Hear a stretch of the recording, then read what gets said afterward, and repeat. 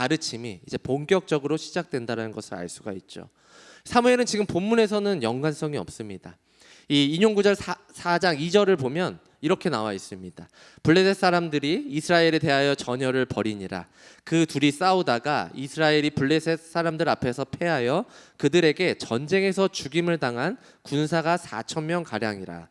이 지중해 변방에 둥지를 튼 이 진쳤던 이 민족인데 굉장히 이스라엘을 괴롭혔던 민족입니다. 사사기에 보면 계속해서 이 블레셋이 이스라엘을 괴롭혔죠. 근데 오늘 이 전쟁은 선지자들의 부름과는 전혀 관계가 없었습니다. 이 보통 이스라엘 백성들은 사사 시대 때에도 그랬지만 전쟁을 할 때에 이 선지자에게나 또 하나님께 묻는 과정이 전혀 없어요. 그냥 국가적인 위기가 왔으니까 거기에 생리적인 반응처럼 반응을 했다라는 것입니다. 인생에는 두 종류의 삶이 있습니다. 하나님께 반응하는 삶인가, 형편에 따라서 내가 반응하는 삶인가. 이스라엘은 지금 위기네, 싸워야지. 단순히 이거예요. 어쩌면 우리가 사는 삶과 다르지 않다라는 것이죠. 우리 그리스도인 가운데서 살면서 두 종류가 있잖아요. 뼛속 깊이 하나님 말씀이 무장이 되어서 생의 위기와 굴곡을 만날 때마다 하나님 어떻게 할까요? 하나님 도와주세요. 저를 불쌍히 여겨주세요.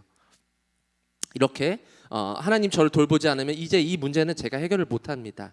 이렇게 하나님께 철저히 순간마다 민감하게 반응하여 깨어있는 삶이 있는가 하면 고백은 합니다. 머리로는 알아요. 주어들은 말씀도 우리가 많죠. 그런데 생의 위기를 만나면 어떡하지? 자기 소견에 옳은 대로 행하는 이 세상의 감각에 반응하는 껍데기 같은 신앙들이 된다는 것이죠. 이스라엘의 영적인 패턴이 바로 지금 모습이라는 것입니다. 예배도 드리고 기도자도 있고 찬양도 드리고 말씀 선포도 있는데 껍데기 같은 모습이라는 것입니다. 감각류 크리스찬입니다. 심각한 거죠. 그것을 본격적으로 드러난 사건이 바로 오늘 이 전쟁입니다. 언약궤를 놓고 한 전쟁이죠. 2절에 보면 이스라엘과 블레셋이 붙었는데 블레셋이 침해, 블레셋 앞에서 이스라엘이 패했다 이렇게 소개되고 있어요. 근데 아이러니하죠. 이스라엘이 패했는데 이스라엘을 쳤다거나 패했다는 것은 없습니다. 하나님의 승리, 이스라엘의 패배. 블레셋은 그럼 뭡니까? 이 승패와 아무 상관이 없어요. 이스라엘이 지는 바람에 그냥 블레셋이 자동적으로 이겼다라는 것이죠. 블레셋이 강했거나 우위를 점해서 전략이 뛰어나서 이겼다고 오늘 성경은 말하고 있지 않습니다. 하나님께 묻지 않고 전쟁을 한 그냥 이스라엘 모습을 보여준 것이죠. 하나님은 여지없이 블레셋이라는 이 대적 앞에 이스라엘을 거꾸로 뜨리는 모습을 보여주십니다. 내가 하나님 편에 있다고 해서 하나님이 내 편이 되는 것이 절대 아니죠.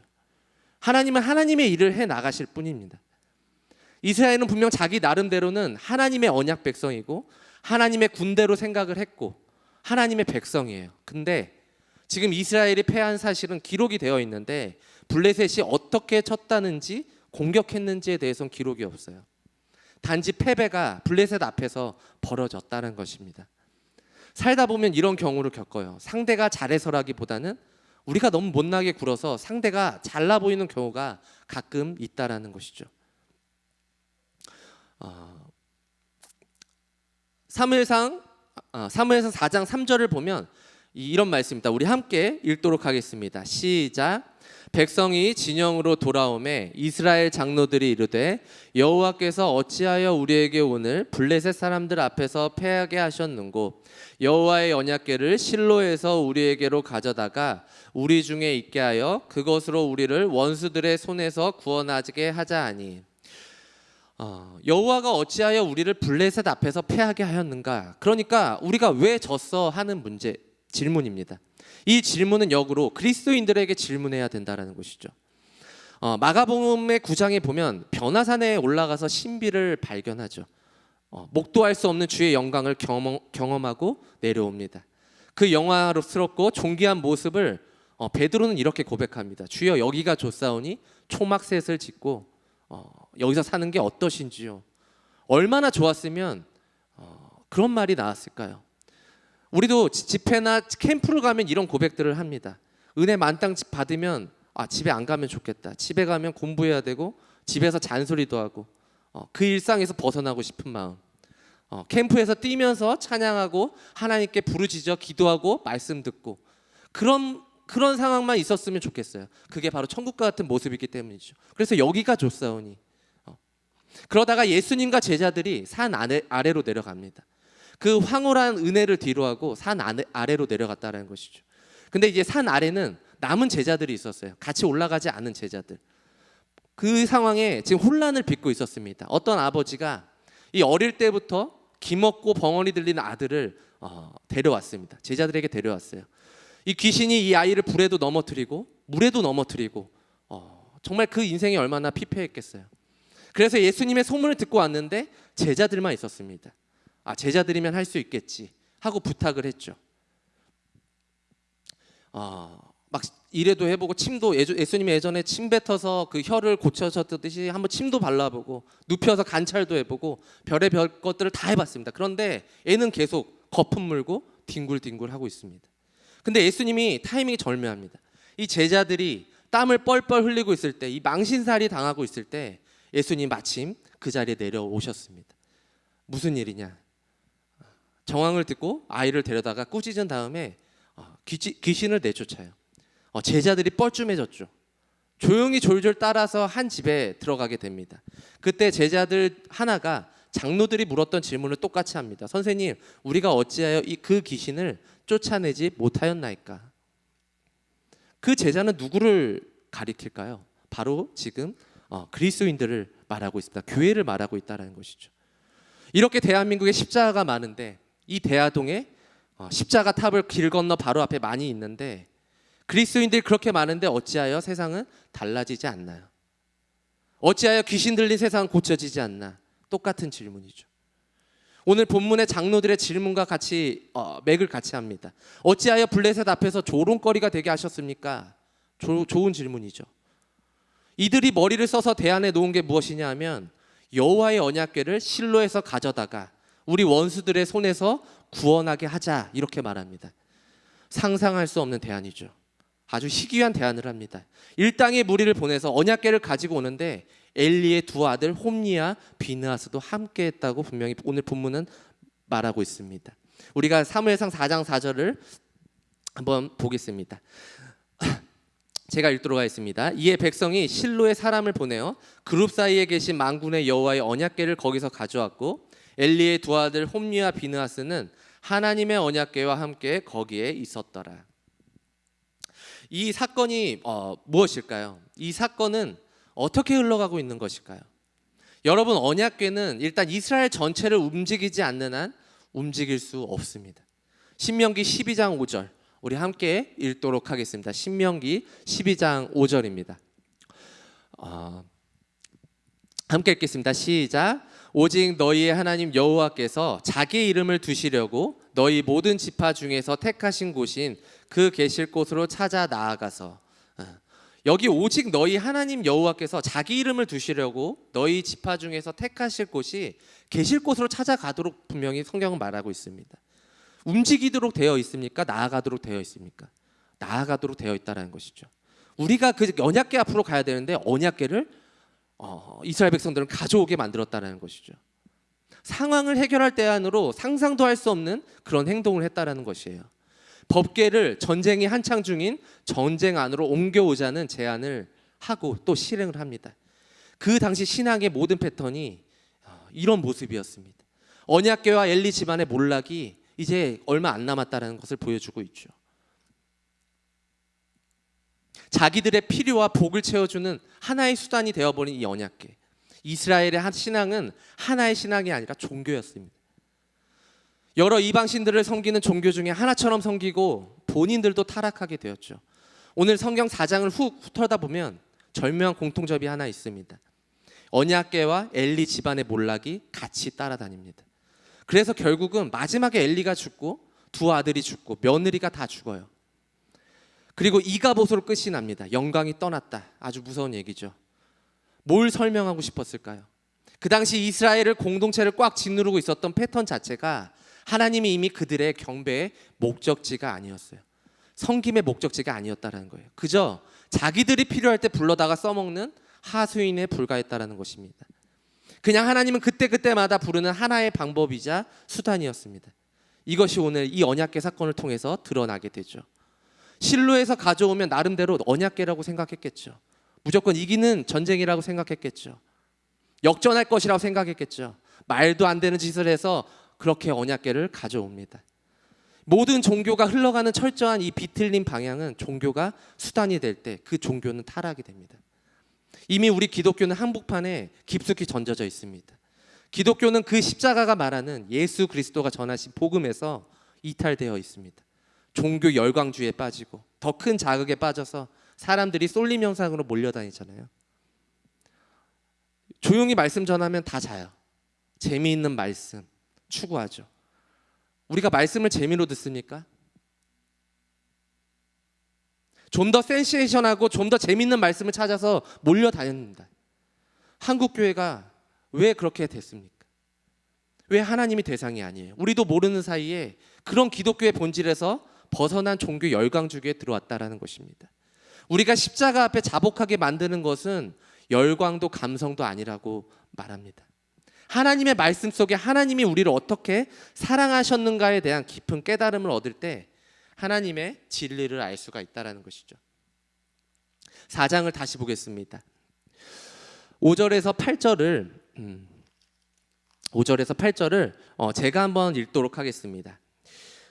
여호와의 언약궤가 진영에 들어올 때 온 이스라엘이 큰 소리로 외치며 땅이 울린지라. 블레셋 사람이 그 외치는 소리를 듣고 이르되 히브리 진영에서 큰 소리로 외치면 어찌 됨이냐 하다가 여호와의 궤가 진영에 들어온 줄을 깨달은지라. 블레셋 사람이 두려워하여 이르되 신이 진영에 이르렀도다 하고 또 이르되 우리에게 화로다. 전날에는 이런 일이 없었도다. 우리에게 화로다. 누가 우리를 이 능한 신들의 손에서 건지리요. 그들은 광야에서 여러 가지 재앙으로 애굽인을 친 신들이니라. 아멘. 블레셋 사람들은 히브리 종교를 다신 종교로 알고 있었어요. 법궤만 들어오면 끝날 줄 알았는데 법궤가 들어올 때 끝나요. 34,000명의 인명 상실을 보게 됩니다. 이 홈리아 비느하스 제사장이 이 전쟁에서 목숨을 잃게 돼요. 더 심각한 것은 법궤가 빼앗겼다라는 것이죠. 법궤의 상실을 가져옵니다. 왜요? 이스라엘 하나님은 법궤 안에 갇힌 하나님입니다. 한국 교회 안에 하나님은 예배당 안에 법궤 안에 갇힌 하나님으로 바뀌어졌다는 거예요. 문 밖에 나서면 저분이 크리스천인지 아닌지 전혀 구분이 안 되는, 전혀 차이가 없는, 뭐가 다른 것인가? 다를 게 없다라는 것이죠. 법궤가 갖는 산증이 뭘까요? 법궤 모양이 출애굽기에 보면 가마 모양과 비슷합니다. 그 안에는 3가지 물건이 있어요. 첫 번째는 아론의 쌍난 지팡이, 두 번째는 십계명, 세 번째는 만나를 담은 그 항아리가 있습니다. 이 3가지의 공통점이 뭐냐면 광야 40년 세월에 이스라엘 백성이 가장 극적인 기적을 연출했던 상징적 물건이 이 안에 있었다라는 것이에요. 첫 번째 만나는 뭡니까? 40년 동안 하루도 거르지 않고 이스라엘을 먹였던 대표적인 기적이죠. 그 만나가 이스라엘에서 어떻게 시작되었는지 아십니까? 홍해를 건너자마자 가나안인 줄 알았어요. 가나안인 줄 알았는데 물도 없고 먹을 것도 없고 길은 험해요. 미리암의 찬양과 백성들의 노래가 식기도 전에 이스라엘 백성들이 모세를 향해서 돌을 듭니다. 어찌하여 우리를 왜 여기로 이끌어졌는지 불평을 하죠. 물을 내라, 빵을 내라. 우리가 의식주 문제만 해결되면 하나님을 잘 섬길 수 있지 않느냐. 그래. 그래서 하나님 뭐랍니까? 하나님이 그래?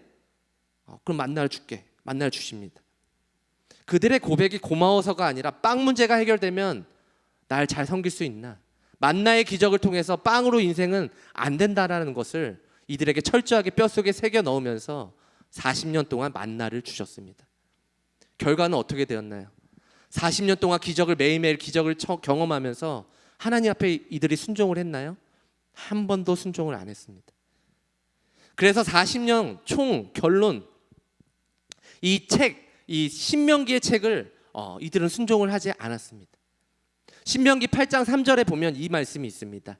사람이 떡으로만 사는 것이 아니요 여호와의 입에서 나오는 모든 말씀으로 사는 줄을 내가 알게 하려 하심이니라. 인생은 떡이 있으면 모든 것이 해결된다는 해결된다고 속았습니다. 떡의 문제가 해결이 되었는데도 인간이 하나님을 잘 섬기지 못합니다. 사람이 떡으로만 사는 것이 아니요 하나님의 말씀으로 사는 것이라고 오늘 분명히 신명기 8장 3절에서 말하는데, 예수님이 광야에서 40일 금식한 후에 사단이 제일 먼저 예수님을 시험하는 게 무엇이었을까요? 바로 떡의 문제, 빵의 문제였습니다. 그래서 예수님이 신명기 8장 3절을 인용하면서 대적하죠. 사람이 떡으로만 사는 것이 아니요 하나님의 말씀으로 사는 것이니라라고 분명히 말하고 있습니다. 그래서 그 만나는 기적 이전에 인간이 떡으로는 안 된다라는 것을 상징적으로 보여주는 그림입니다. 떡으로 기적해 했더니 안 되더라. 그 말씀을 보여준다라는 것이죠. 두 번째는 아론의 쌍난 지팡이는 왜 기적을 보이십니까? 하나님의 건의에 시위하던 그 자손은 분명 패역한 자손의 상징입니다. 반역해서 많이 죽었죠. 하나님이 이 아론의 지팡이, 죽은 나무에서 살구꽃이 피게 하십니다. 패역한 백성이 마땅히 죽어야 하지만 하나님이 긍휼과 자비를 베풀어서 구원하시겠다는 약속의 표시로 이 아론의 쌍난 지팡이를 주십니다. 그 아론의 쌍난 지팡이의 기적은 하나님의 건의에 도전하던 고라 자손의 패역의 상징을 의미했다는 것이죠. 마지막으로 십계명 두 돌판은 첫 번째 돌판이니까 두 번째 돌판일까요? 두 번째 돌판입니다. 두 번째 돌판, 첫 번째 돌판은 우상들이 모세가 40절 금식하며 돌판을 받고 내려올 때 산 아래에서 송아지를 만들어서 금송아지를 만들어서 섬기고 있었습니다. 이것이 우리를 인도하여 낸 신이다라고 말하면서 춤추고 노래하며 우상에 빠져 있었던 이스라엘 백성입니다. 그래서 하나님이 레위 지파를 통해서 수천 명을 다 죽이죠. 그리고 모세가 혈기 방장해서 십계명을 던져서 깨트립니다. 그리고 갈아서 백성들을 마시게 하죠. 그리고 엄청난 징계가 또 이루어져요. 그래서 다시 산에 올라가서 두 번째 십계명을 받아서 내려오게 되는데, 이 언약궤 안에 들어온 돌판이 바로 두 번째 돌판입니다. 이 두 번째 돌판을 볼 때마다 무엇을 상기해야 됩니까? 하나님이 우리를 위해 율법을 주었을 때 우리는 뭘 하고 있었나, 이것을 상기시키고 있다라는 것이죠. 이 세 가지 언약궤 안에 있었던 공통점이 뭘까요? 인간이 얼마나 잿덩어리인가, 그것이 세 가지 안에 들어가 있다라는 것입니다. 기적의 상징이 아니고, 그리고 제사장이 제사 드릴 때마다 양의 피를 잡아서 그 흘린 피를 가지고 와서 언약궤 지붕 위에 붓습니다. 이 지붕이 바로 시은좌라고 합니다. 베풀시, 은혜은, 그 다음에 자리좌라고 해서 은혜가 베푸는 자리다 이렇게 말하고 있습니다. 그래서 언약궤는 적어도 인간의 무능과 죄성을 고발하는 동시에 하나님의 은혜로 자비롭게 여기셨고 그리스도를 통해서 우리를 사랑하셨는가에 대한 상징물이었다라는 것이죠. 그런데 그 본질적인 알맹이는 다 빠져나가고 이 사람들이 긍휼의 상징인 언약의 상징인 이 언약궤를 하나의 도구로 생각해 버립니다. 미신화 시켜버리죠. 이스라엘 백성들이 광야에서 말 안 듣고 패역할 때 다 죽였잖아요. 그래서 구리뱀을 만들어서 놋뱀을 만들어서 장대에 매달게 됩니다. 그래서 그것을 본 자는 살아난다고 말하죠. 높이 구리뱀을 만들어서 쳐다보게 만들게 됩니다. 그래서 그것을 본 자는 생명을 살리셨습니다. 그것이 900년 동안 이 백성들이 그것을 성소에 갖다 놓고 놋뱀으로 뭐합니까? 성물 숭배로 바뀌어버립니다. 그걸 숭배해요. 그것도 무려 900년 동안 섬겼다라는 것이죠. 그것을 개혁했던 인물이 바로 히스기야입니다. 그 형상물 자체가 중요한 게 아니다. 그 형상물 자체가 중요한 게 아니라 그것을 다 깨트려 버립니다. 히스기야가 그것을 다 깨트려 버려요. 그리고 그것을 명령하기를 느우수단, 노사단이라고 말하죠. 우리식으로 얘기하면 예수 그리스도의 십자가를 박살낸다는 것입니다. 그래서 우리가 십자가마저도 미신화시키면 안 됩니다. 우리 행동의 기초 밑에는 모든 미신화 작업이 있어요. 예를 들어 볼까요? 우리가 기도하면 응답을 받죠. 기도에서만 응답받나요? 그런 생각을 하고 있으니까 저 사람은 기도 안 하면 기도 안 했다. 너 기도 안 했지. 그러니까 인생에 꼬이는 거야. 이렇게 판단을 하게 된다는 것이죠. 이것은 율법적인 사고가 된다는 것입니다. 내가 기도했기 때문에 응답 받는 게 아닙니다. 모든 기도의 응답은 하나님의 자비와 주권에도 있다는 것을 우리는 깨달아야 될 줄 믿습니다. 내가 기도했고 안 했고에 있지 않아요. 우리가 기도한다는 것은 행동이 조건이 되기 때문에 기도한다는 게 아니에요. 이 문제는 하나님의 자비와 긍휼 없이는 안 된다고 고백하는 것입니다. 나는 구했다? 이게 아니에요. 신앙생활이 오래되고 기도를 오래 하고 종교의 껍질을 가지게 하다 보면 우리의 행동도 신앙의 모든 행위도 미신화 작업이 가능하다는 거예요. 그래서 신앙생활 오래 한 사람일수록 그런 요인이 우리에게 슬그머니 밀고 들어올 때가 있습니다. 항상 우리는 이 내 행동이 모든 신앙생활의 기초가 아니라 하나님의 자비와 그분의 긍휼이 여기심, 여기에 모든 근거를 둬야 될 줄 믿습니다. 이제 이스라엘 백성들은 실로에서 언약궤를 가져왔지만 블레셋에게 또 패하게 됩니다. 이것은 굉장히 충격적인 사건이죠. 전쟁에서 패하는 것에서 끝나는 것이 아니라 언약궤도 빼앗깁니다. 그리고 엘리의 두 아들도 죽죠. 하나님의 임재가 더 이상 이스라엘 안에 있지 않다라는 것을 오늘 성경은 보여주고 있습니다. 내가 아무리 예배에 많이 나온다고 해서 기도를 많이 한다고 해서 영적인 싸움에서 이기는 것이 아니라 내가 지금 하나님과의 관계가 어떤지 먼저 살펴보아야 될 것입니다. 하나님의 언약궤만 있으면 승리할 것이라고 생각한 이스라엘, 내가 예배당만 오면 승리할 거라고 생각하는 이스라엘, 함부로 손을 대서 가져온 것은, 함부로 언약궤에 대해서 손을 대서 가져온 것은 이스라엘 신앙이 완전히 잘못되었다는 것을 오늘 보여주고 있습니다. 법궤와 함께 왔던 홈리와 비느하스는 적어도 신명기 12장 5절 말씀을 알고 있었다면 하나님의 말씀에 귀 기울이지 않았을 것입니다. 적어도 12장 5절 말씀을 알았더라면 법궤가 옮겨지는 것을 홈리와 비느하스는 막았어야 됩니다. 그런데 그들은 무지했습니다. 무지했고 법궤가 옮겨갈 때 그들은 같이 따라갔을 뿐입니다. 사무엘상 2장 3장에 나온 이 홈리와 비느하스의 악한 행동들을 보면 그렇잖아요. 엘리 가문의 죽음, 법궤의 빼앗김은 우리가 다시 한번 깊이 묵상해야 될 것입니다. 우리가 아무리 예수님을 오래 믿은 크리스찬이라도 하나님의 임재가 떠나가면 우리의 삶은 피폐해지고 고단한 삶은 계속될 것이죠.